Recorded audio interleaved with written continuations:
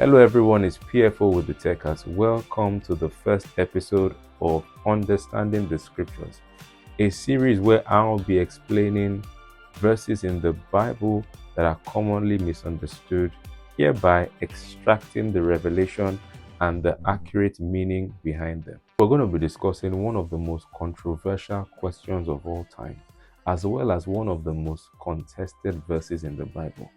If Jesus is God, why did he say no one knows the hour or the day that the Son of Man will come?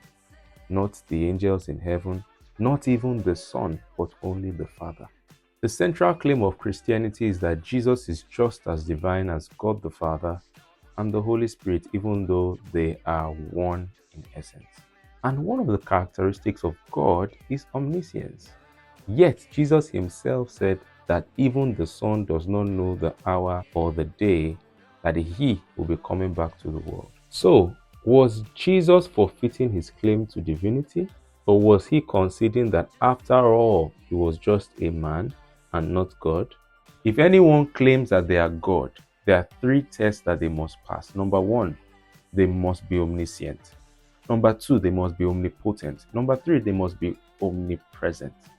So if Jesus says he does not know the hour or the day of his second coming, that means he has apparently failed the test of omniscience. And that's the number one test of deity. However, there are a myriad of passages in the Gospels that suggest otherwise.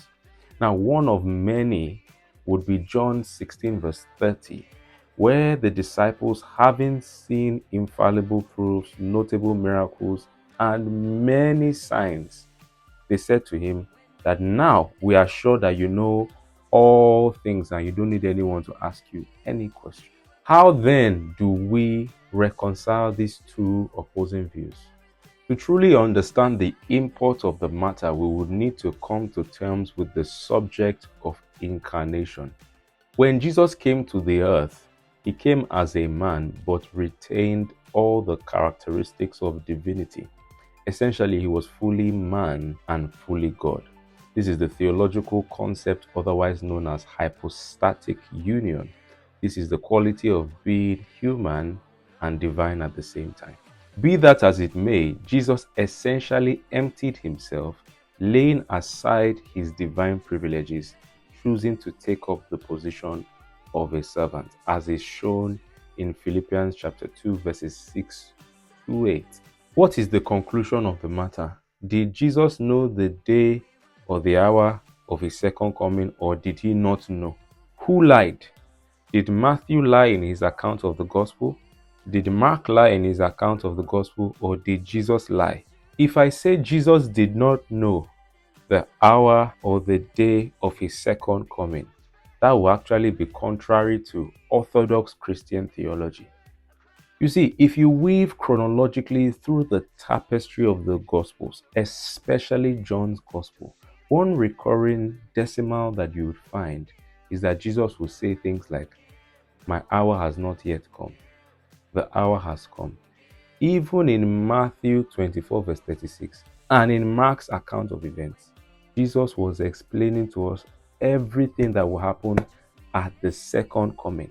I'm not convinced that Jesus really did not know the hour or the day of his second coming. Otherwise, he will not be able to tell us all that will happen.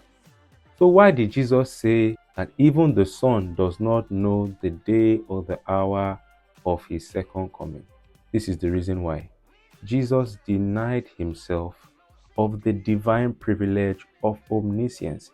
He relinquished that privilege to the first person of the Trinity, that's God the Father. This is because just as there are certain principles that are consistent with divinity, there are also certain laws that govern humanity or manhood, if you like. A human being talks, sleeps, feels hungry, feels thirsty, feels tired, and faces temptations. So Christ relinquished this quality of omniscience by being obedient to the cross until he died, he was buried, he resurrected, he spoiled principalities and powers, made an open show of them, triumphing over them in it, took the keys of hell and death. And rightly so, because until he accomplished these feats, he could not perfectly execute the plan of salvation for all humanity. If you've learned something, give me a follow and subscribe for more videos on biblical exposition and Christian apologetics. Pierre Fogwood Techers signing out.